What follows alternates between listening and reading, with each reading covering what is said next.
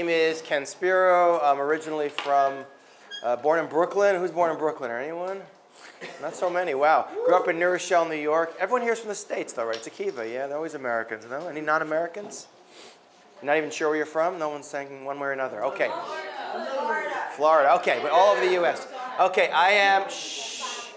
Guys, I grew up in New Rochelle, New York, in a pretty assimilated home, not religious, not Zionist. You know, my kids who are all born in Israel, speak Hebrew as their first language, raised observant. You know, they don't get that. So my son asked me years ago, he said, like, Dad, like, what does that mean? What did you used to do, like, Jewish stuff when you were little? And I told him on Passover, we used to have ham and cheese on matzah. I'm not making that up. It's true. And he laughed and he said, like, why'd you bother with the matzah? I said it was Passover. We couldn't have any bread. I didn't know anything growing up Jewishly. You know, I went to after school Hebrew school, etc. And when I graduated, never went to Israel. I went to college BC, before cell phones, before computers, and BBR, before Birthright. Who did Birthright here? See, unbelievable. They never had that when I was in the... So I was going to do, when I got out of, I went undergrad, I went to Vassar. I was a Vassar girl. I studied Russian language and literature and Japanese. Any Russian speakers? Одна это всё? Два? Три? Two. Only two. I studied, any Japanese speakers? Even less likely. Okay. Anyway, konnichiwa. Okay. My plan was to do international business. When I got out of Vassar, I took a year off. I got into grad school. I want to take a break and also get fluent in at least one of the languages I actually studied. If you want to really speak a language, what do you got to do, guys? You got to live there. You want to learn Spanish? You got to live in Florida. That kind of thing. So my plan was to go. My plan was to go. I have a request. Can everyone please put their phones away? Okay? You can play with them all day long. You only get me for an hour, and then you don't have to deal with me again. And I promise you, you'll find it interesting. So my plan was to go half a year as a graduate student, University of Moscow. And then I was going to go three months to Israel to kibbutz ulpan and pick grapefruits with Danish girls and work on my suntan. So when I went off to Russia, before you guys were born, it was the Soviet Union. You guys remember the Soviet? You don't remember the Soviet Union, before your time, but maybe you read about it. When it was the Soviet Union, it was illegal for a Jew to even own a book in Hebrew. You get arrested for trying to keep kosher. I don't know about you guys. I used to do anything I could to get thrown out of after-school Hebrew school. I ended up spending 6 months with like hundreds of 20-something-year-old Russian Jews who were like risking their lives to go to secret like Hebrew school. And it was a blow-away experience. And I was so impressed by their like commitment. I said, if they're risking their lives to be Jewish, there's got to be something to the Judaism stuff. So rather than just go to kibbutz, I'm going to learn about my heritage. So I checked into this place way before they had this nice building. I was going to stay for 3 months. I stayed a little longer. I'm now at 3 months and 35 years. So I stayed, I studied. You know what they say, life is what happens when you're making other plans. I stayed, I studied full time. I got smicha, so I'm actually a rabbi, although my mother told me it wasn't a good job for a Jewish boy, so I got a master's degree in history. I'm a licensed tour guide in Israel. I spend about 80% of my time teaching and guiding and writing here, and 20% I go on speaking tours to exotic places. I actually am going on a Sunday night to Cape Town, South Africa, and then flying to the States. That's why I married a travel agent. My wife is from London. She speaks English and tells me I don't. I live in a place called Givat Ze'ev, right outside Jerusalem. I have 5 kids who are older. Actually, my youngest 2 daughters are identical twin girls. Anyone a twin? Okay. We have a triplet. A triplet, even better. My identical twin daughters just finished the 2nd commandment of post-IDF Army service. What's the first commandment of post-IDF? All my kids did the Army. One did. Thou shalt work in a mall in America, foisting overpriced Dead Sea products, unsuspecting American shoppers. That's the 2nd commandment. Thou shalt then take all the money they made, selling those products, and go on a really long and expensive tour where your parents sleep even less than they did when you were in the Army because they can't reach you 24/6 on their cell phone. They just came back from 8 months in Southeast Asia. So, and they're making, by the way, if you go to the Shuk, you guys get some free time to go to Machane Yehuda? If you go to the Shuk tonight, go to either Beer Bazaar or totally spacing out the Irish pub, just went right out of my brain. I'll remember in a second. And you see cute little blonde girls working. That's my daughters, Adina and Sarah. Tell them I sent you. I don't know, I'll get you a free beer, but you can try. Okay, anyway, this presentation is my baby. I even wrote a book on it. Excellent. It's actually my master's thesis. Lest you think you can ever monetize your education. Proof. Great book. Ask my mother. She'll tell you it's one of the best ever written. It's a PowerPoint. It takes about an hour. It's sort of like watching a movie. We're going to move really fast. I speak really fast, and the longer I teach, the better it gets because your attention span shrinks more and you like fast. So I've noticed it's gotten better. 25 years ago, no one could follow me. Now everyone goes, psh, no problem. So if you have any questions, if you don't mind holding them until the end, then I'm happy to answer them. I also have a really good website, which has all this content online. You can watch it, stream it for free. You can watch the presentation again, show it to someone, share it, whatever. Okay, so to create this presentation, the presentation has to do with Jewish impact basically on values in the world. To create the presentation, I started years ago brainstorming with audiences, let's come up with the values we'd like to see in the most perfect world humanly possible. And what I ended up getting at the end was this list of values. Number one was value of life, hands down. The right to be alive, most basic of all values. Number two was world peace, a world where there's no more wars, where everyone gets along harmoniously. Number three is equal justice, a world where everyone is treated equally before the same laws, no injustice or inequality. Number four is education, a world where everyone can maximize their potential because they have the tools. Number five is not a value but an institution essential for all values, which is family. I mean, if family doesn't teach values, who's going to do it? If family collapses, society falls apart. And number six is actually a huge category that contains literally, arguably hundreds of subcategories, which is social responsibility, taking care of the world. Whether we're talking about crime, poverty, health issues, environmental issues, you name it. So here we got our 6 basic values. What do you guys say? Looks good? We should have these in the world? Yeah. Quick look around the room. This might be the only time you ever see a room full of Jews agreeing on anything. And it's not just Jews. Like anyone who sees this list has an immediate recognition. This is the way the world should be. We don't have to think. Should people be allowed to live? Should they be treated equally? You know, should we take responsibility for the world? It's almost as if we're born with these values sort of implanted in our brain like basic operating software. So the first part of the presentation is to investigate, are these values in fact innate in who we are? Are we born with them? Or did we learn them from some outside source? And if we learn them from some outside source, what is the source? So what we're going to do, guys, now is get in a time capsule and travel back to the ancient world to see what did they think of these values. Now, obviously, we can't look at every single civilization that's lived in the last 6,000 years. That would take months. I got less than an hour. So I chose to focus primarily, but not exclusively, on the great foundation cultures of Western civilization. What are the great foundation cultures of the West? You think about the ancient world and great civilizations when you're Westerners. We think of Greece and? Good thing you got the right answers. I have no other images. Exactly. Greece and Rome gave us so much of our worldview. Greece with their ideas of empiricism, art, architecture, philosophy, and the Romans with their government, engineering, laws, their concept of the military and modern armies. Obviously, by the way, a lot of other civilizations contributed. And even if we don't have time to look at them because we don't have the time, the one thing I discovered when I was doing the research for my book was that although culture varies tremendously from place to place like it does today, what people eat and how they dress, values in the ancient world, no matter where you look, east, west, north, south, are more or less the same thing with slight variations. So with that introduction in mind, let's get in our time capsule. Let's travel back to the ancient world, beginning with value of life. Let's look at what these civilizations thousands of years ago thought of these values.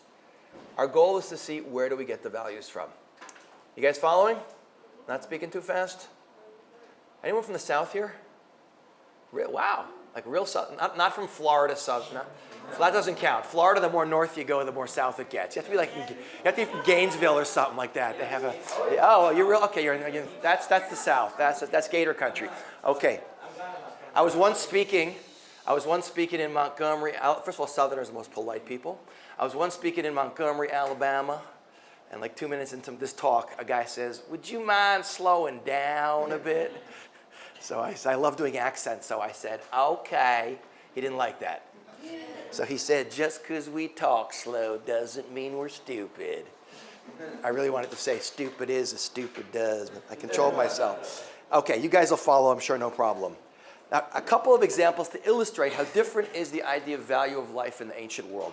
Anyone know the most common form of population control practiced by like every single civilization we know of in antiquity? Killing babies, very good. Infanticide, universal practice in the ancient world, not just to control population, but also for sex selection. Sorry, ladies, but most civilizations in the ancient world valued boys and considered girls to be disposable. In a place like ancient Greece, unwanted newborn child would be taken by the parents after birth, stuffed into a clay jar, and thrown in the garbage. Or dropped down a well to drown, or left out in a rock in the woods to be eaten by a wild animal or die of exposure. And this wasn't something that was considered cruel or horrible.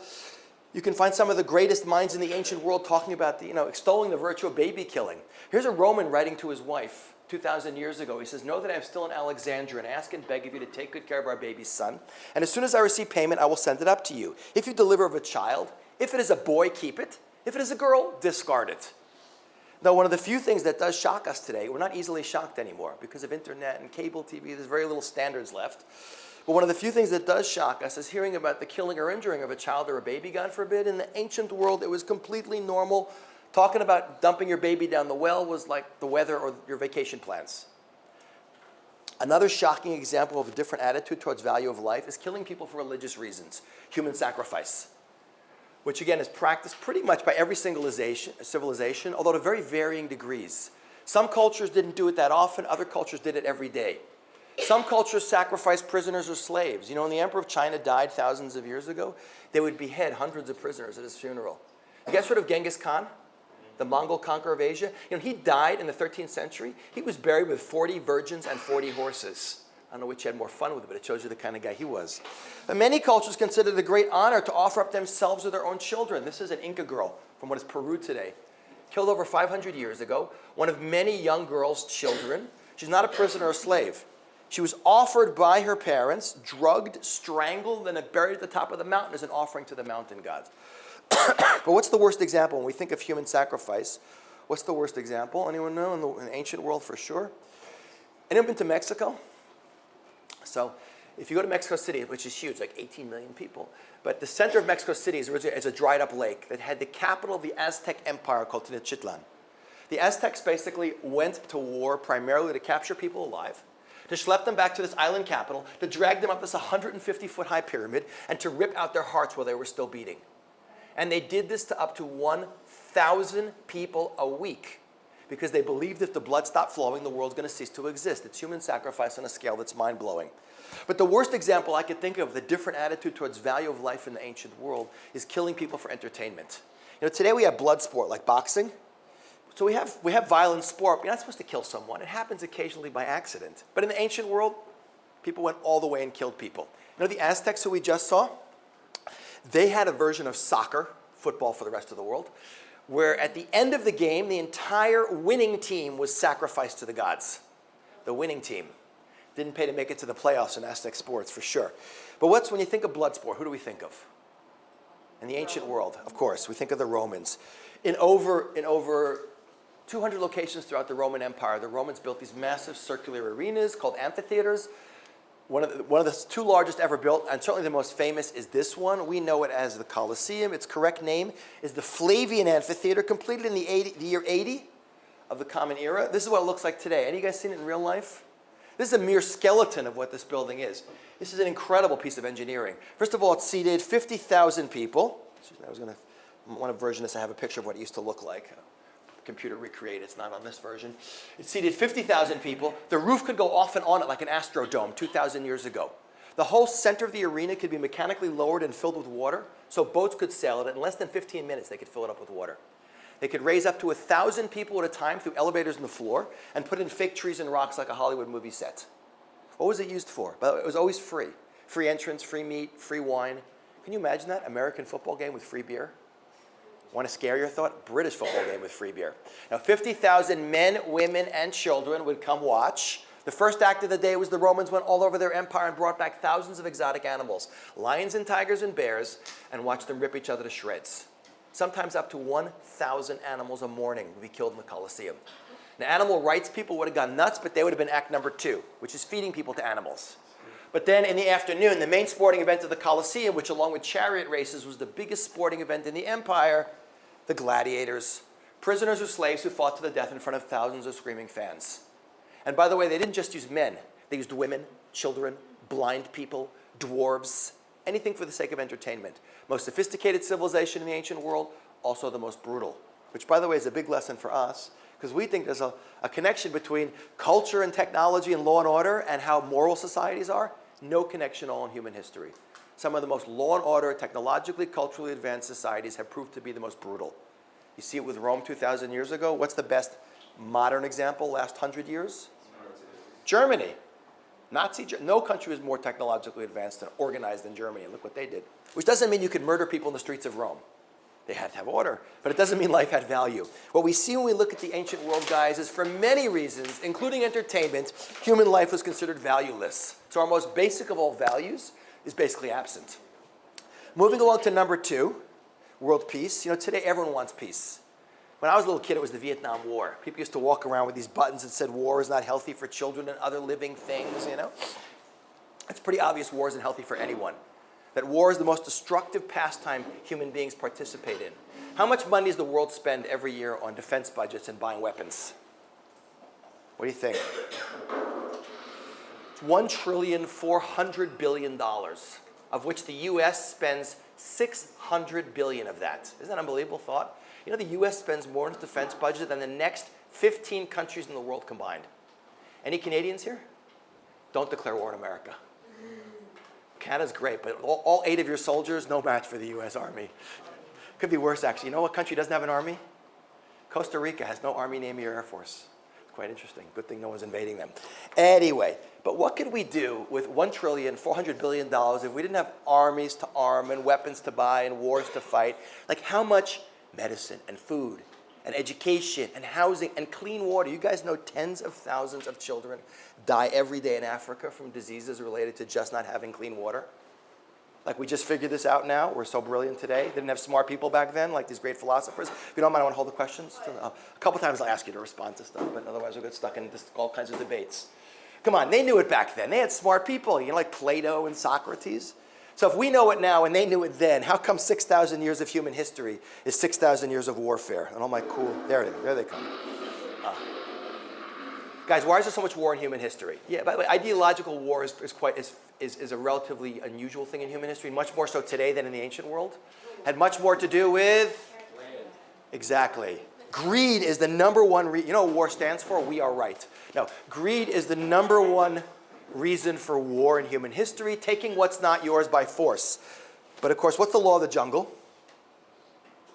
The strong survive, the weaker lunch. The lion's on top of the food chain because he eats he eats everyone and no one eats him. That's how it was in the ancient world.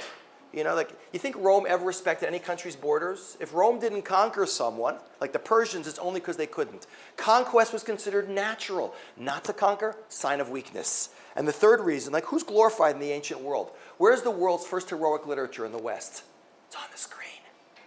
Who read the Iliad at some point in their life? Remember that Trojan horse story, Go read it again. It's one giant battle scene with occasional breaks for long speeches. Because the hero is whom? What does he do for a living, the hero? Achilles, what is he? Remember the movie, Brad Pitt, He's always a warrior. The guy who kills the most and greatest opponents gets the honor, the glory, and the power when he's alive, and it becomes a lesson after he's dead.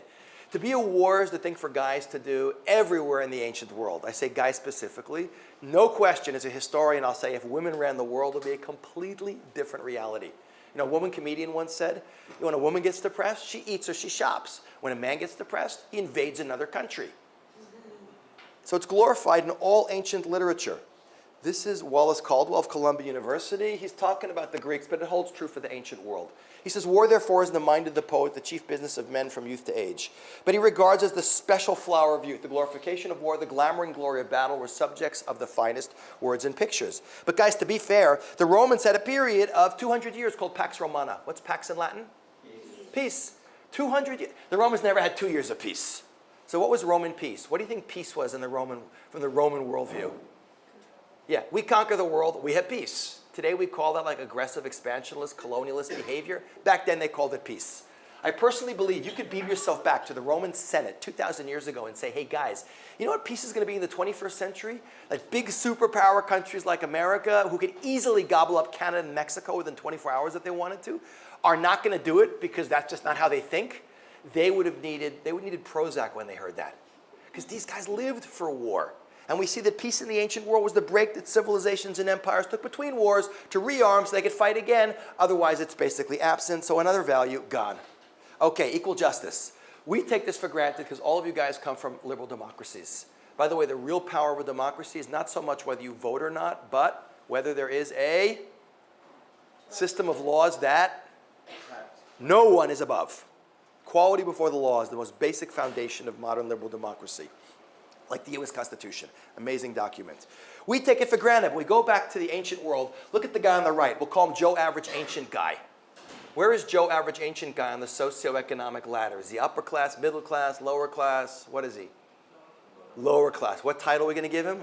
He'd be called a peasant or a serf. We associate that with feudal Europe 1,000 years ago, but feudal systems exist everywhere, even today in the world. But 1,000 years ago in Europe, like 90% of the population is like this guy. Peasant, serf. What does he do for a living?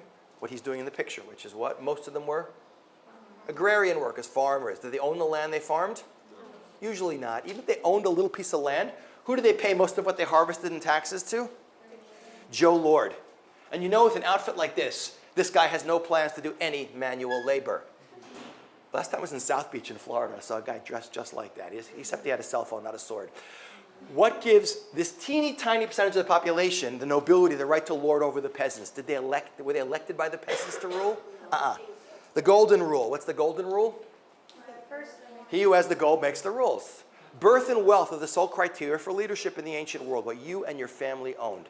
And between that teeny elite and all the masses, is there equality before the law, guys? No way. There's institutionalized inequality with the nobility being above the law and everyone else is at their mercy. And the ultimate elite in human history, the monarchy. You know, you go back to a guy like Pharaoh 4,000 years ago, you guys have no idea how powerful he was. He was considered a living god. By the time you get to who's that in the middle? Who? Which Henry? The Eighth, very good. By the time you get to King Henry VIII, the Renaissance kings of Europe 500 years ago, they're no longer living gods, they just rule by divine right. Remember what divine right of king? What's divine right of kings? Right, God made me king, and if you don't like it, remember the Queen of Hearts in Alice in Wonderland? Off with his head. And he did it to 2 of his own wives. He had 6 of them. Anyone know the 2 wives he had executed? Yeah. Anne Boleyn everyone gets. Who the second one is more, yeah, who's the second one? We give you bonus round. Catherine Howard. That's the harder one that people don't get. Anne Boleyn, Queen Elizabeth's mother. Okay, guys. So tremendous inequality in human history. But to be fair, guys, where does the word democracy come from? What language? Haven't seen my big fat Greek wedding? Everything's a Greek word, right? Opa. Greek, it's a Greek word. Demos kratos, the people govern. And the first democracy in the world was which Greek city-state? Athens, exactly. And by the way, the Greeks had a much more efficient democratic system than we have today. Like in the US, do you vote for anything directly? Not even the president. Okay, you vote for a congressman or congresswoman who maybe shows up and possibly votes the way you elected him or her to vote. It's called indirect democracy. Greek democracy is direct. All citizens vote directly. But who were citizens who could vote, guys? Well, the white thing is not necessarily, because it wasn't necessarily, in Greece there was no, today we live in a world where everyone's mixed up, but everyone was the same color in these places back then. Yeah, landowning men, excellent. Men with land, sounds like a rock group. They're coming out with a CD next week. A couple of thousand adult men with land had all the political power and the rights. Everyone else was disenfranchised. It was an oligarchy. If you could beam yourself back, like women, forget it. Artisans, freedmen, slaves, aliens, no way, no rights, no power. If you could beam yourself back to the oligarchy that ran Athens 2,500 years ago and say, hey guys, you know what equal justice is going to be? You know, in the 21st century, that everyone in a liberal democratic society, man, woman, like rich, poor, all treated equally before the same laws, they would have laughed in your face and told you you're crazy. So Henry Phelps Brown of Oxford explains, he says, the Greeks distinguished strongly between different types of persons and thought it only proper to treat them differently. This inequality of treatment they endorsed in the name of justice, an endorsement that with Aristotle included the justification for slavery. Only those men were citizens who had certain qualifications. Beyond them, it was taken for granted, were all women, but also farmers, laborers, mechanics, freedmen, slaves, and aliens. So guys, another value, gone. My sound effects are also gone. Okay, moving along, we're getting through. Education, we take this for granted because we all come from countries where you get free public school. Then it becomes insanely expensive when you go to university in America. You know, at Vassar, where I went to school, it's now like $64,000 a year tuition, room, and board. That is like, I don't know how people justify that, but anyway, we assume in all modern liberal democratic countries, not only does government have an obligation to educate us to a certain minimum level, government actually wants to do that. What do you gain by educating your population? I once asked that and the girl yelled out, an educated population. It's a great answer. What do you gain by educating your population in terms of your country as a whole? Yeah. Yeah, you get a much better, you get a first world country basically, exactly. You don't end up with like old people ignorant who can't do anything but farming, yeah. But even if they're not all intellectuals, you end up with a much more, one of the huge defining factors between the first and the third world today is the level of education of the population. So come on, the Greeks, they love philosophy. The Romans, look at how organized their armies were. They must have had great public school systems. That's what we might think. But go back to Joe Average, ancient guy over here with his torn stocking you can see blown up in the picture. What percentage of people in the ancient world do you think historians estimate were functionally literate? I'm not talking about university grads. Basic literacy skills, like elementary school level. What do you think? 10%, good guess. What? One maybe is a much better guess, and one maybe is about 10 times too high. It's about 1 in 1,000 on average. By the way, that varies from place to place and time to time, but on average, up until the Protestant Reformation 500 years ago, on average, 1 in 1,000 people could read. That's an unbelievable statistic. Why are the rates of literacy so crazy low throughout human history? Sorry? Ignorant people are easy to control. That's the one everyone goes to first, but there's a more basic reason than that. Yeah? People didn't value education, but why? What's the real driving factor here? Yeah. You didn't need it because?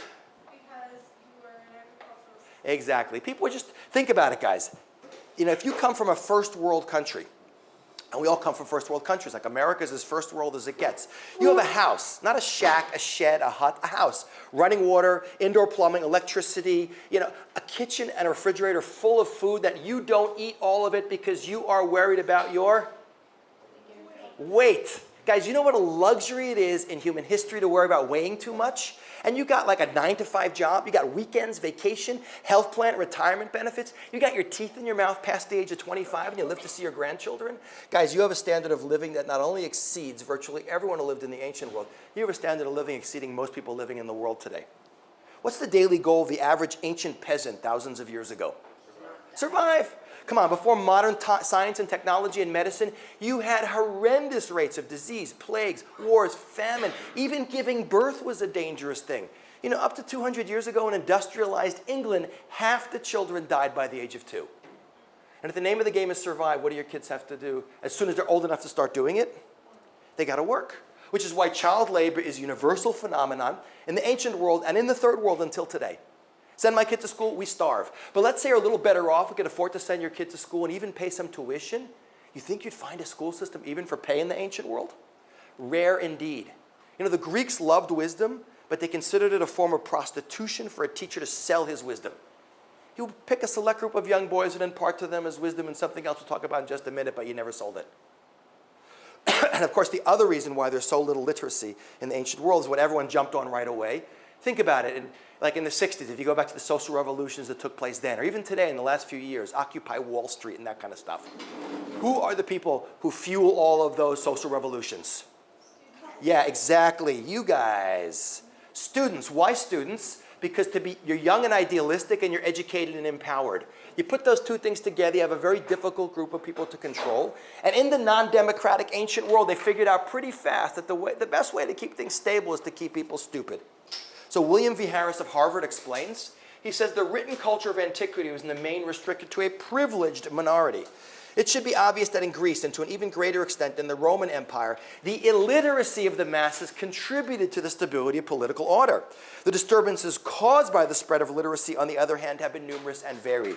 The Greeks and Romans would have become very different people if per impossible they'd achieved mass literacy.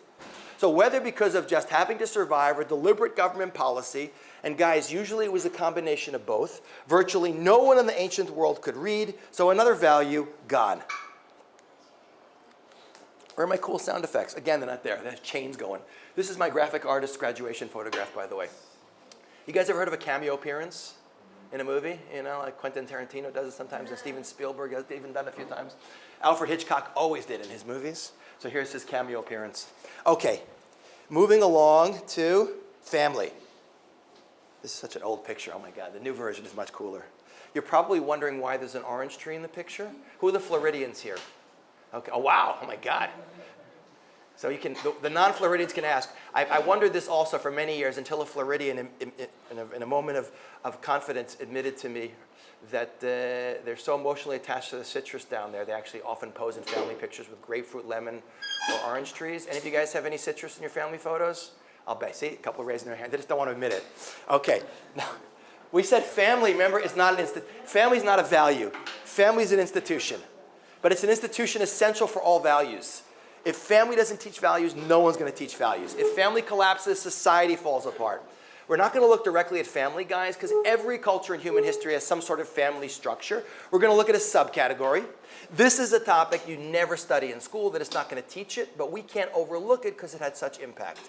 It's the impact of sexuality and modesty, not just on the stability of the family, but on whole civilizations and empires. Now, by the way, to appreciate this point, it depends on how old you are. I'm not saying you guys aren't old enough to understand. It depends when you grew up. Let's say you're American in the US. By the way, despite what New York and California say, America, middle America, is incredibly religious and conservative. The most religious conservative place in the Western world is still the United States. But when I was a little kid, before cable TV and internet, oh my God, the standards were crazy. Like, I remember they used to have commercials where they actually showed you the product. Today, sometimes the product doesn't even appear. Today, show a woman, and that's what everyone's focusing on. We're not going to show you racy ads, but Sigmund Freud would have a field day with this one. Because this is what sells. We are so desensitized, you can't get people to blush anymore. Guys, compared to the ancient world, we're living in like a G-rated Bambi movie. You guys know the movie ratings, right? Everyone know the movie ratings? Yeah?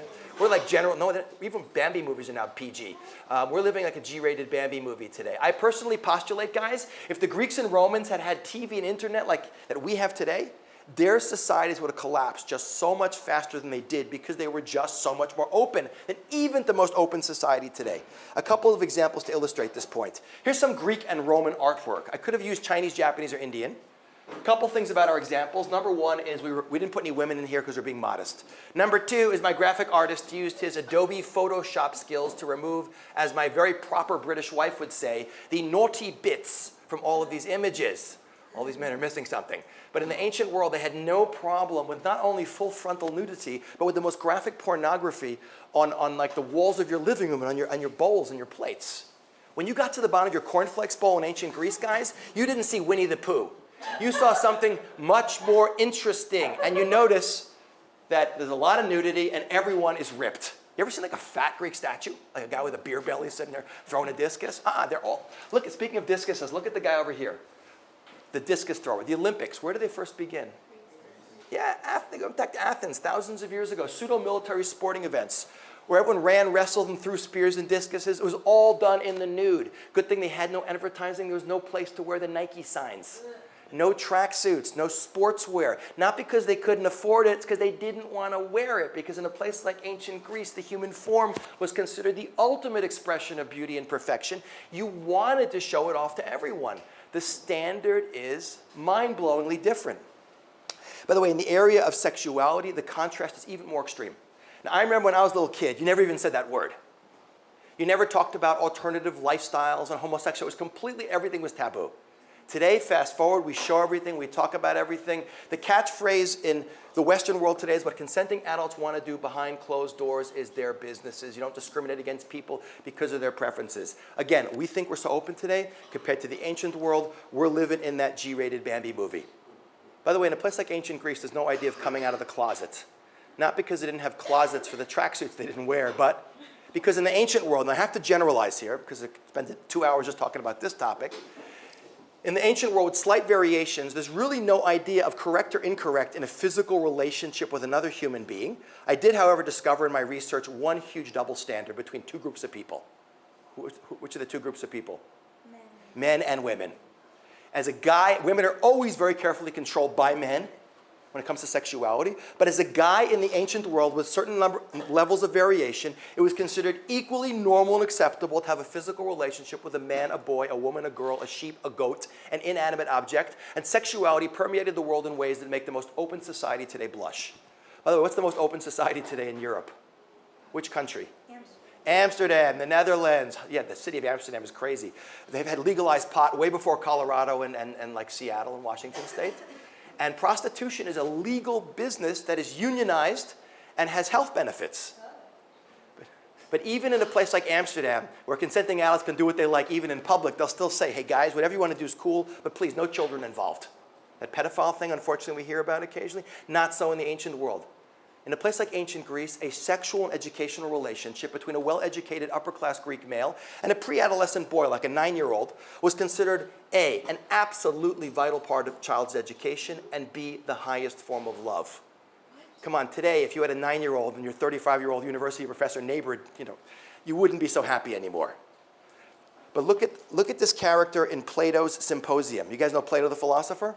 He's talking about a relationship between a man and a boy here. He says, I, for my part, am at a loss to say what a greater blessing a man can have in earliest youth than an honorable lover. If we could somehow contrive to have a city or an army composed of lovers and their favorites, they could not be better citizens of their country. No man is such a craven that love's own influence will not inspire him with valor that makes him equal to the bravest born. What I found really interesting about quotes like this, today Hollywood has no problem with homosexuality, but loves to often stereotype gay men as being effeminate. Like the worst stereotype example. Who saw the movie Father of the Bride? It's an old, never mind, I'm dating myself. Look at the guy Frank, the wedding advisor guy. Like ridiculous stereotype image. Not so in the ancient world. In the ancient world, in some of the most macho militaristic societies, real men chased boys. Wimps wasted their time on women. This is true of Greek warrior culture, of Sparta, which was the most militarized Greek state, and of Japanese samurai cultures. And by the way, the Spartans had whole military units of older men who fought in battle with their younger boyfriends, and these were the toughest military units in the Greek army. Now, this is not something probably any of you learned in 7th grade world history overview, but this is the reality of the culture. But what interests us is what's the impact. How did this affect stuff like birth rates or treatment of women? What did the Greeks think of women? Look at the Greek poet Palladius. Marriage brings a man only 2 happy days. The day he takes his bride to bed, the day he lays her in her grave. Not one of the early feminist writers. Look at Propertius, the Greek poet. May all my enemies fall in love with women and all my friends with boys.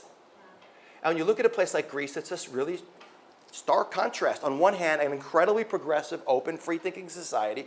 On the other hand, one of the most misogynist, women-hating cultures of all time is ancient Greece. The Romans, by the way, always making fun of the Greeks for being way too out of control physically, ended up worse. But what do you think happened to the birth rates of these civilizations? Went down is way too tame a word. Collapse is a better word. Men were way too busy chasing everything but their wives to bother to make any babies.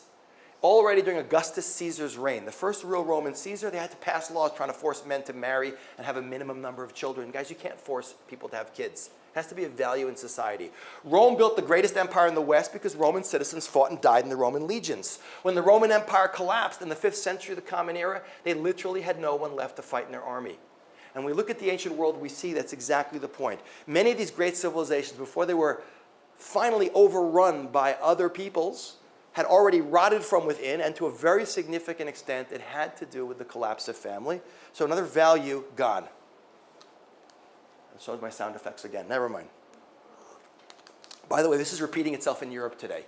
There's not one country in Western Europe that has replacement level birth rates, which is demographic suicide and economic suicide for your country, but that's a different topic. Okay, last but not least, guys, social responsibility. My sound effects came back. And again, this one is very short to do because basically there wasn't any in the ancient world. Today, in any modern liberal democratic country, guys, right, if you're hungry, if you're homeless, the social welfare programs sponsored by private institutions and the government, guys, almost all of that came into existence in the last 200 or so years. Otherwise, before that, there was like nothing. 2,000 years ago in Rome, which is probably the largest city on the planet Earth in terms of population, if you were hungry and homeless and didn't have family to help, like tough, die. The government would do nothing for you. And today we have this idea of international social responsibility. Like if there's a flood or an earthquake somewhere in the world, every country sends in relief workers and aid and field hospitals and Doctors Without Borders, United Nations Peacekeeping Forces, International Monetary Fund. Guys, you think you had any of that in the ancient world? What were leaders in the non-democratic ancient world interested in? It was basically one word. It began with the letter P, and it was not the word peace. What was it? Power. Preserving it, passing it on, and ideally increasing it. Remember our friend Genghis Khan, buried with the 40 virgins and 40 horses? He's one of the greatest conquerors in history. Look at his vision of what is meaningful in this world. The greatest happiness is to vanquish your enemies, to chase them before you, to rob them of their wealth, to see those dear to them bathed in tears, to clasp to your bosom their wives and daughters. a true humanitarian visionary. This value completely absent. This has cool sound effects too. Okay, there we go. Okay, anyway, so guys, what are we left with? A very different vision of the ancient world than maybe we got in our 7th grade world history overview. And please, no one get me wrong. I am not saying that everyone in the ancient world is evil. Not true.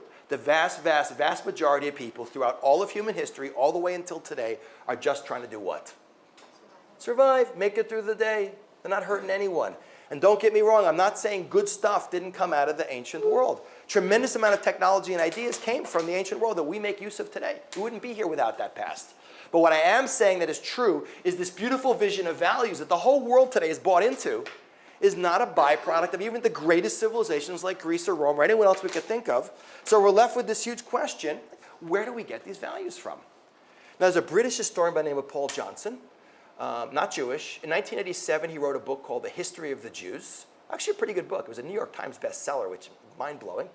I was recommending that book for years until, of course, I wrote a better one, Crash Course in Jewish History. Ask my mother, she'll definitely agree with that. But in the epilogue of Paul Johnson's book, he has a quote that is just so great at answering our whole question. I want to share it with you. It's a little bit of a long quote, but we have to read the whole thing. It's fantastic. He says, one way of summing up 4,000 years of Jewish history is to ask ourselves, what would have happened to the human race if Abraham had not been a man of great sagacity? That's a great word for SATs. You guys took your SATs too late. Sage-like, wise, or clever. He's sagacious. Or if he had stayed in Ur and kept his higher notions to himself and no specific Jewish people would have come into being. Certainly the world without the Jews would have been a radically different place. Humanity might eventually have stumbled upon all the Jewish insights, but we cannot be sure. All the great conceptual discoveries of the human intellect seem obvious and inescapable once they have been revealed, but it requires a special genius to formulate them for the first time. The Jews had this gift. Now, guys, pay special attention to what he says now. Keep in mind the list that I got from my audiences when I created the presentation. He says, to them, meaning the Jews, we owe the idea of equality before the law, both divine and human, of the sanctity of life and the dignity of human person, of individual conscience and so of personal redemption, of collective conscience and so of social responsibility, of peace as an abstract ideal and love as the foundation of justice, and many other items which constitute the basic moral furniture of the human mind. Without the Jews, it might have been a much emptier place. Above all, the Jews taught us how to rationalize the unknown. The result was monotheism and the 3 great religions which profess it. It is almost beyond our capacity to imagine how the world would have fared if they had never emerged. And I always say it's a good thing Paul Johnson, non-Jew, said this, because if someone Jewish said it, no one would believe him. And what Paul Johnson is saying is not unique to Paul Johnson. In the course of researching my first book, I came across dozens of presidents, prime ministers, philosophers, historians, thinkers. Guys, they all say the same thing. The Jewish people have been by far the most transformative force in shaping people's values and morality in human history. Transformative, despite our teeny tiny size. Guys, don't get me wrong. I'm not saying Jews are perfect. No, there are righteous Gentiles and rotten Jews in this world. That's not the issue. We didn't invent every nice idea either. But there is no question, guys, that we, the teeny tiny Jewish people who shouldn't even be here, have had a bigger impact on the collective conscience of humanity, far greater than the greatest civilizations and empires. As to why that is so, we'll get to in just a couple of minutes. But what I want to do, much more briefly than I did the first part, I just want to run you through this list once more quickly and show you how in every single one of these areas, Judaism has truly been transformative. So going back to the beginning, value of life. Guys, the clearest distinction between the Jewish concept of value of life and everyone else's in the ancient worlds is best seen by number 6 of the 10 Commandments, which is just, I was supposed to wait and ask you what it was. It came up on its own, which is always mistranslated as thou shalt not. It's not. It's thou shalt not murder, different word. But Judaism taught the world that human life has intrinsic value. That you don't murder babies, that God doesn't need human blood. God forbid you kill a human being for entertainment. Why, by the way, is it lo tirtzach, don't murder, and not lo taharog, don't kill? Anyone know? Killing, there are situations in Jewish law you're allowed to kill. There's a death penalty in Jewish law. Sometimes you have to destroy evil to preserve good. There are situations you're allowed to go to war over. But because preservation of life is so paramount in Jewish thinking, it is extremely hard to actually carry out a death penalty, and you're supposed to violate virtually all the commandments of the Torah to save a human being's life. Which is best stated by this quote in the Talmud. He who saves one life, it's as if he saves an entire universe. Who's seen Schindler's List, the movie? So at the end of the movie, they make Oskar Schindler, who saved German industrialist, who saved by the way, the only member of the Nazi Party to be recognized as a righteous Gentile. You guys been to Yad Vashem? He's the only member of the Nazi Party to have that status. He saved 1,200 Jews' lives. At the end of the movie, they pull out the guy's gold tooth, they melt it down, make him a ring, and inscribe this on the inside. Keep in mind, the rabbis are saying this at the same time as the Romans are killing thousands of people for entertainment. It's truly revolutionary. Okay, moving along to peace. What's the word for peace in Hebrew? Shalom. What's the word for hello in Hebrew? Shalom. So basic is peace to our worldview. It's how you greet your fellow human being. You know, the word shalom appears 240 times in Tanakh, in the Hebrew Bible. We're obsessed with it. All the great rabbis talk about it. By the way, the best proof of the Jewish obsession with peace is not in Jewish sources. What's the world body today supposedly dedicated to bringing peace to the world and not condemning Israel obsessively? The UN, right? As we call them, the useless nations. In theory, it's a good idea. In practice, different story, especially the General Assembly. But if you go outside UN headquarters in Dag Hammarskjöld Plaza, there's a wall called the Isaiah Wall that has this famous quote, which is the motto of the UN, about beating swords into plowshares and spears into pruning hooks. Why is this quote, of all quotes about peace, the motto of the UN? Because the founders of the League of Nations that became the United Nations recognized that the people who first introduced the idea of peace as the permanent ideal situation for the human race are the Jewish people. Moving along to equal justice. What's the word for justice in Hebrew? Anyone know? Very good, tzedek. What's the word for charity in Hebrew? Tzedakah. The root of the word charity. Remember, Hebrew is a trilateral root language. Every word has a three-letter root that gives you its essence. The root of the word charity is the word justice. And by the way, the word tzedek appears 120 times in the Hebrew Bible. It's funny. Shalom 240, tzedek 120. Like half as many. Maybe there's a lesson there. Maybe you need twice as much justice to get a little peace in this world. I don't know. But guys, out of the obsession with this word comes a concept that has completely transformed our idea about equality before the law. If we go back into Leviticus 19, and by the way, if you want to see where all the Grand Slam greatest hits of progressive liberal Western society come from, it is Leviticus chapter 19. It's just boom, boom, boom, boom, boom. But it says in 19, you shall do no unrighteousness in judgment. You shall not respect the person of the poor, nor honor the person of the mighty. But in righteousness, you shall judge your neighbor. What does that mean in simple English, guys? No favoritism either way, not to the rich or the poor. Everyone is equal. Today, that's like, duh, so obvious. Trust me, guys, in the ancient world, that wasn't so obvious. And we don't appreciate this point, like I said before, because we don't have these all-powerful monarchs who are above the law and can cut our heads off and do whatever they like. Come on, today you think of a reigning monarch in the world today. Who do we all think of? Longest reigning monarch in European history is about, I think she is now. Queen Elizabeth II. Come on. Here's a woman who pays taxes, has no real political power, gets like no nachas from her kids. Maybe more from the grandchildren, I don't know. But this is not a monarchy compared to these guys. But compare these guys to a Jewish king, the difference is unbelievable.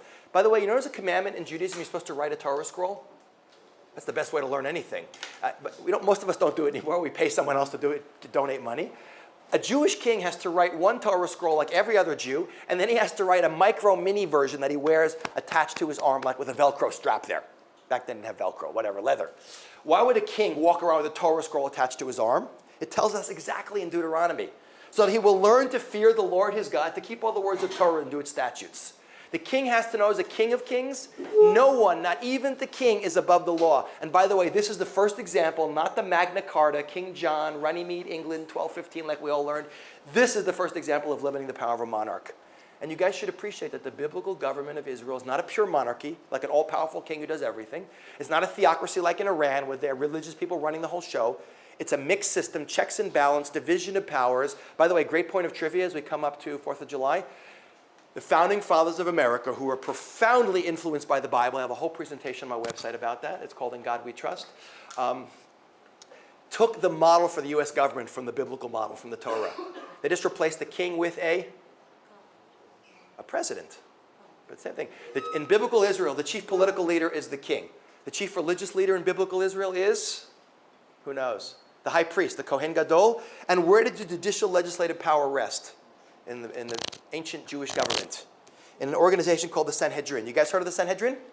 The Jewish Supreme Court of 71 judges that were like the Congress and the Supreme Court, adjudicating and legislating. Incredible power. Anywhere else in the world to have that power, you had to have that golden rule. Remember the golden rule? Birth and wealth?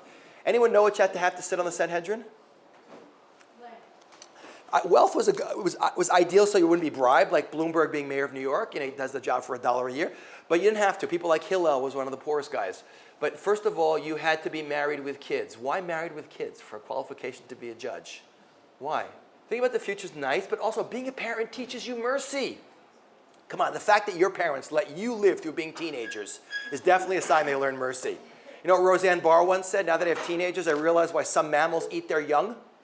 What else did you have to have? You had to have encyclopedic knowledge of everything in your head, not your smartphone, which is why it's called a smartphone, because today it knows everything, and we don't know anything anymore. And you had to have unquestioning integrity. Come on, guys. Political integrity today? That's a complete oxymoron. What's an oxymoron?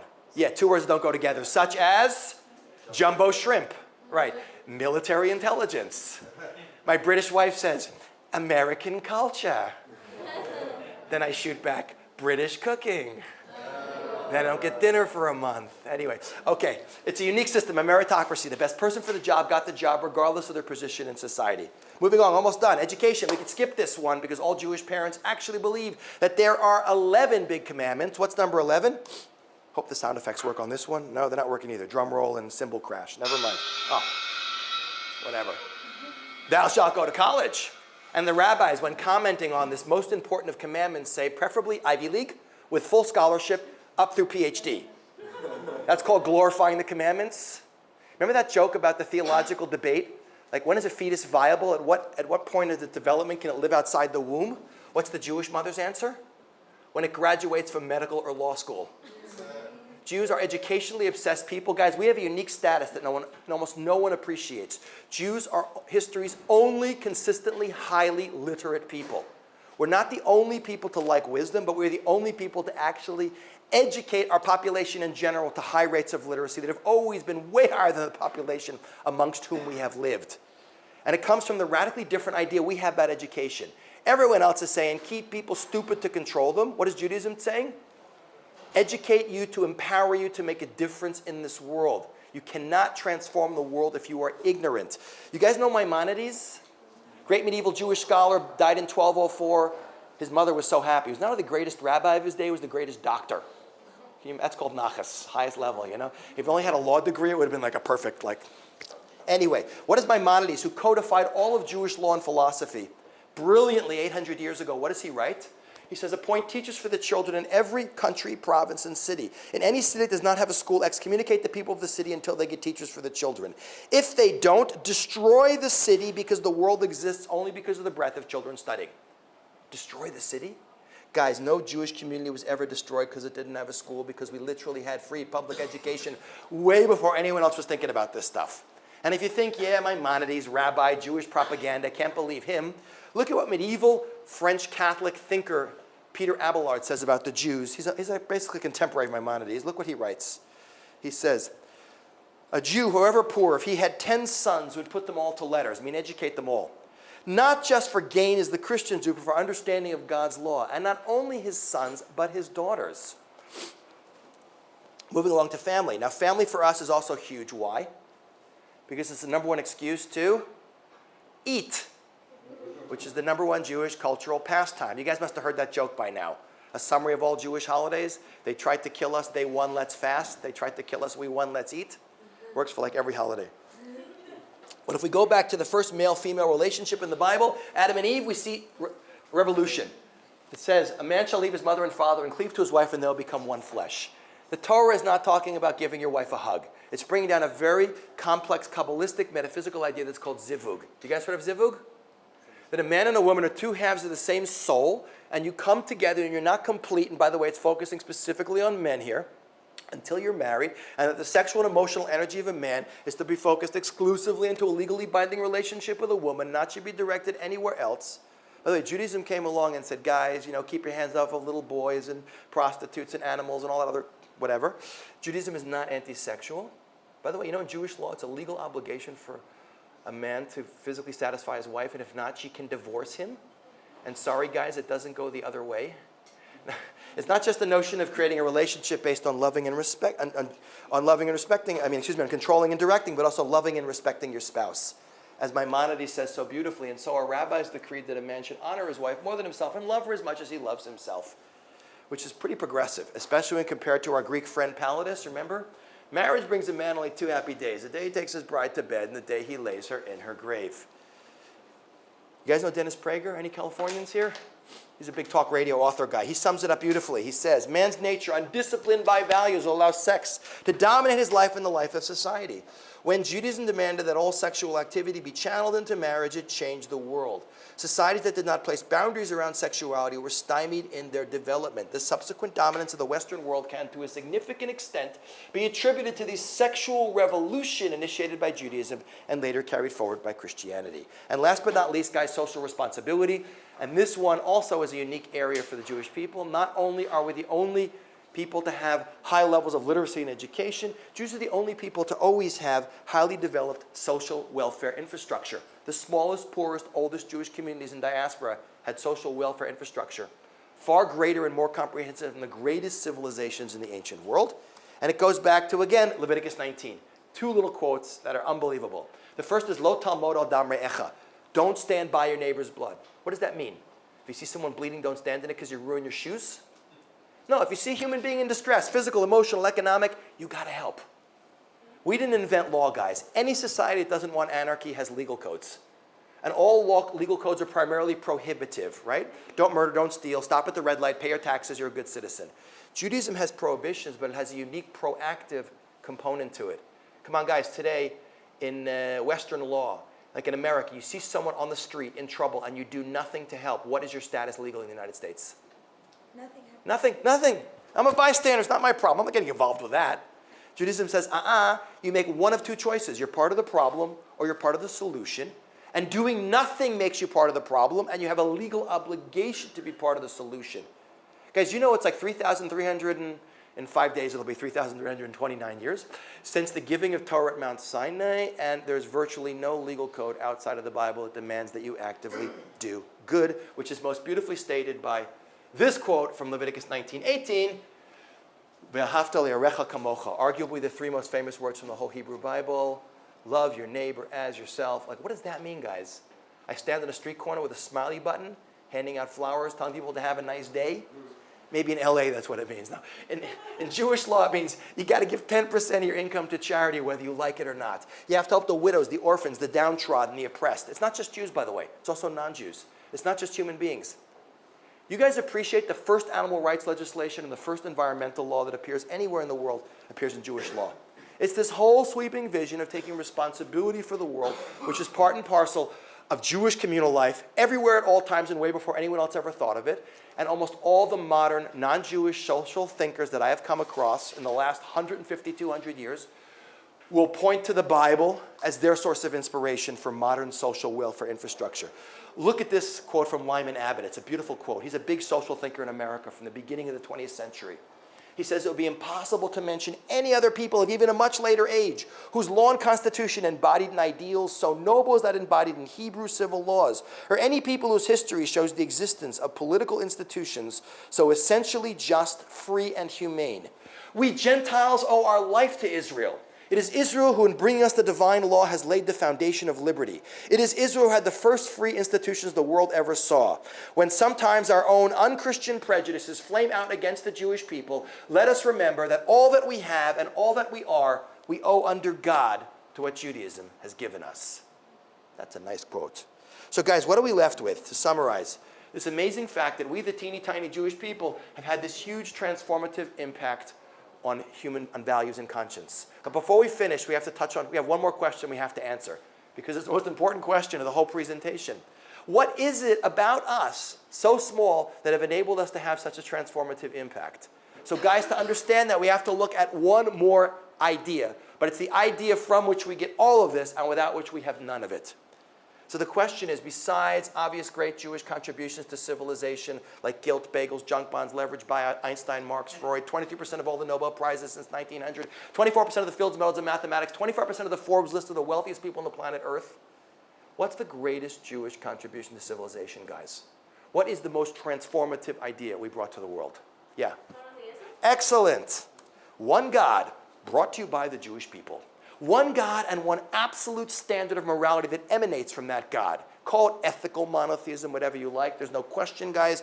Hands down, that is the most transformative idea. And just to appreciate, today we see the impact of that idea. But if we jump back in time for one more minute, 4,000 years ago, before Abraham, in the ancient world, there's no such thing as secular, guys. Everyone is religious, but all religions are polytheistic. What's polytheism?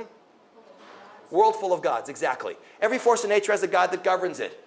And you thought that, you didn't know every god wanted different things. By the way, in the ancient world, they had value systems, but it was all based on what people thought was expedient or convenient or easiest to do. There was no idea of an absolute system.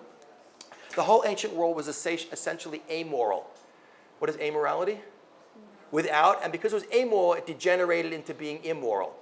As Dostoevsky, the great Russian writer, says, where there is no God, everything is permissible. It all came out of a world where no one could say this is good or evil or right or wrong in an absolute sense. Guys, into that world almost 4,000 years ago, out of a place called Ur comes one man, Abraham. Where's Ur today, by the way? Ancient geography, quiz bowl, question. Ur, where's Ur? Which country is Ur today? Good guess, but not. Who said Iraq? Iraq, exactly. We're all Iraqis. Now we all know where Iraq is. Ambrose Bierce, who wrote during the American Civil War, has one of my favorite quotes. He said, "War is God's way of teaching Americans geography." So we all know Afghanistan and Iraq are. Out of Iraq, almost 4,000 years ago, comes one man who's great for two reasons. A, in a world that has lost connection with infinite being, Abraham is able to think outside the box and reconnect this completely counterintuitive infinite God idea. But guys, imagine being the only person in the world to believe in an idea that no one else could comprehend or accept. How many of us would have the chutzpah? What does chutzpah mean? Most non-Jews can't even say that word. They say chutzpah. They can't say tachas either, by the way. Sorry? No, what does chutzpah mean? It means audacity, the nerve, the guts, the spunk. How many of us have the chutzpah to whisper to our best friends? That's the greatness of Abraham. He says, I want truth regardless of consequences. I'm willing to live if necessary to die for the reality of God. By the way, Abraham gets much better than we get. God's infinite. You don't do anything for infinity. You don't live from, you don't die from. But without relationship with him, we're doomed. We're going to eat each other alive. We're missing the whole point of what it's all about, which is what Shema Yisrael Hashem Elokeinu Hashem Echad is. Hear, O Israel, the Lord our God, the Lord is one. That's our shmantra, our Jewish battle cry. Like God is it, the source of morality and spirituality. And look at how transformative that idea is, guys. If we go back to the beginning of the Bible, it says we're made b'tselem Elokim, in God's image. But God has no parts. So guys, what do we all have that's God-like? What does every human being have that is God-like? Sorry, I heard someone say it. A nishama. What's a nishama? Every one of us has this divine, a piece of this like infinite spark in us. Guys, look at the moral implications of just that idea. If every human being has this spark within him, this neshama, then every human life has intrinsic value, which is why saving a life is like saving a universe. And if every human being has a soul, there's a fundamental equality amongst all of us, because as the prophet Amos says, we're all his children. And if we're made in God's image, we have to act like God, which is why one of the 613 commandments is, v'halachta bidracha, be like God, go in his ways. Like, what does that mean? I sit in a cloud throwing lightning bolts at people? Now, the rabbis say, just as he is kind and merciful, you have to do the same thing. Guys, we just don't appreciate how transformative Jewish values and ideas and the Bible and the idea of one God has been. One more person I want to quote to you who definitely gets it. It's such a beautiful quote. Second President of the United States, who was? Very good, John Adams. Look what he writes. One of the founding fathers. I will insist the Hebrews have done more to civilized men than any other nation. If I were an atheist and believed in blind eternal fate, I should still believe that fate had ordained the Jews to be the most essential instrument for civilizing the nations. If I were an atheist of another sect, I should still believe that chance had ordered the Jews to preserve and propagate for all mankind the doctrine of a supreme, intelligent, wise, almighty sovereign of the universe, which I believe to be the great essential principle of all morality and consequently of all civilization. They are the most glorious nation that ever inhabited this earth. The Romans and their empire are but a bubble in comparison to the Jews. They have given religion to 3/4 of the globe and have influenced the affairs of mankind more and more happily than any other nation, ancient or modern. And if he were running for president today, I would definitely vote for him. And he brings us to, because we're really coming to the end here, this is what we're about, guys. We're not about conquering or converting. We Jews don't believe in empires. The only Jewish empire in history has been Hollywood. Complete creation of Jews and absolutely not a source of Jewish values. We're about leading by example, living individually and collectively in a way that is a light, that inspires other people. Which brings me to the last point we have to appreciate, which is this chosen thing. You can't leave Israel without being able to explain this. How do I explain chosen? A really short answer. I say, Abraham says to God, I choose you, God. I choose to dedicate my life and the life of my family and my descendants to one mission, to teaching the world about the reality of you and the values that come from relationship with you. And God says to Abraham, you choose me, I choose you back, Abraham. You and your descendants, us, the Jewish people. Guys, what are we chosen for? Is it privilege? Might be a privilege to be Jewish. We're not chosen for privilege. We're chosen for responsibility. What's the responsibility? What's the term we Jews love more than any other expression? Tikkun olam. How do you translate tikkun olam? Yeah. Fix the world. Guys, how's that for a cause? A little bigger than save the whales? It's the ultimate cause. We're the God Squad. It's the ultimate cause of being the nation whose job it is to teach the world about God and values and to elevate the world to the highest moral, spiritual level humanly possible. Which brings me literally to the last point, which I'm going to do in 1 minute, which is in the book, it's half the book. Think about it, guys. Most hated people on the planet Earth with no country for 2,000 years. Like, how in the world did we get the world that was all pagan to buy into our worldview, especially because they all disliked us? And the answer is it was a very long and difficult mission we accomplished. For 2,000 years, from the birth of Abraham to the birth of Christianity, we will exist alone in the world as the only people believing in one God, and everyone thinks we're nuts and is trying to kill us, which was Hanukkah was all about. The pagan Greeks in Hanukkah were not trying to destroy Jews, they were trying to destroy Judaism, the only monotheistic worldview. And after being told we're crazy for 2,000 years, out of Judaism will come 2 offshoot religions, which would not exist without us, which have ultimately converted today billions of people whose ancestors used to be a bunch of polytheists into a worldview that's essentially Jewish. What are the 2 offshoot faiths, guys? Christianity and Islam, right? Any believing Christian or Muslim will tell you there's one God. Okay, the Christian one's got a few parts. Forget that. He created the world. He gave one standard of values to the world. He gave the Torah to the Jewish people at Mount Sinai, and then he changed his mind and chose us instead. That's a different problem, a separate presentation. Guys, that's the greatest transformation in human history. And what is the other way that Jewish values have gotten out to the world and gotten to places that might not be Christian or Muslim? It's not through it's not through religious ideology, it's through political ideology. What has been the fastest growing form of government, guys, in the last 200 years? Modern democracy. If you study the history of that, you'll see it is overwhelmingly created by people who firmly believed in God as the source of rights and responsibilities. Right there, Declaration of Independence of the United States, we hold these truths to be self-evident, that all men are created equal, that they are endowed by their Creator with certain animal rights, that amongst these are life, liberty, and pursuit of happiness. So guys, to put it all together and come to a close, if we make a graph of religions of the world, and we are so small, by the way, we don't really appear on the graph. Here we are, magnifying glass. Boom. Okay, it's actually wrong. It should be 0.25%. Old slide. We're 0.2% of the world's population. We don't even appear on the graph. But if we make a graph of impact on the world, guys, we're right off the top of the charts. Smallest of nations, biggest of impact. Why did I create this presentation, guys? Because so many Jews, especially in your generation, think Judaism is meaningless and irrelevant. Guys, nothing could be further from the truth. We got to have some Jewish pride. I know you guys do because that's why you're here. Pride's a dangerous word. It doesn't mean walking around, I'm better than you, I'm superior to you. No, but it's justifiable self-respect at the historically proven power of Jewish people and Jewish ideas to transform the world. Because it's an incontestable fact, guys, that the entire human race is in a completely different place because of the Jewish people. And as much as the world is bought into this vision and has moved much closer, guys, we can't retire quite yet. We've got a little more work to do. So let me just close with a little bit of food for thought in general about what each and every one of us needs to do to make this vision a reality. And trust me, guys, the world is not going to leave us alone until we finish this job. So just to close, number 1, each and every one of us is like a snowflake. You're never supposed to compare yourself to anyone else because there's no one else like you. Our job is to bring out our own unique inner strengths and gifts. But how do you do that, by the way? If you buy a complicated piece of equipment like a car or a computer, it comes with an instruction manual. We're much more complicated. We come with our own instruction manual. It's called the Torah. The literal translation of Torah is instructions. Torat Chaim, the guidebook for living. Because guys, you can't represent the Jewish people until you know what the Jewish people represents. Ignorance and not anti-Semitism is the greatest threat to us. And when we become educated, we'll figure out pretty fast our job in this world is to be a light. You guys know that Jews volunteer for causes more than any other people on the planet Earth. I always say Jews for every ism except Judaism. And while I don't have problems with most causes are putting Band-Aids on symptoms of deeper problems. If we truly want to make the world a better place, guys, we have to change humanity's values.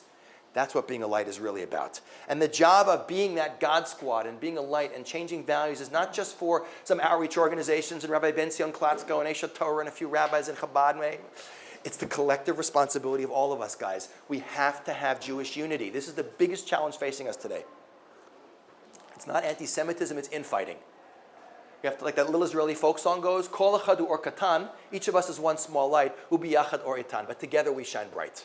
Guys, every one of us has an obligation to be proud Jews, to be educated Jews, to be always learning more and growing and moving forward, but most importantly, to focus on what unites us, not what divides us, to come together, focus the incredible drive and energy of the Jewish people on what our national historic mission is, and then we can finish the job that Abraham started going back almost 4,000 years ago. And I know it sounds like the impossible dream. Look at the anti-Semitism, the infighting, the ignorance, the assimilation. But guys, you're here on the 50th anniversary unification of Jerusalem. Everything about us is impossible, yet it's happened. You know who said it the best? First Prime Minister of Israel. What's his name? First Prime Minister?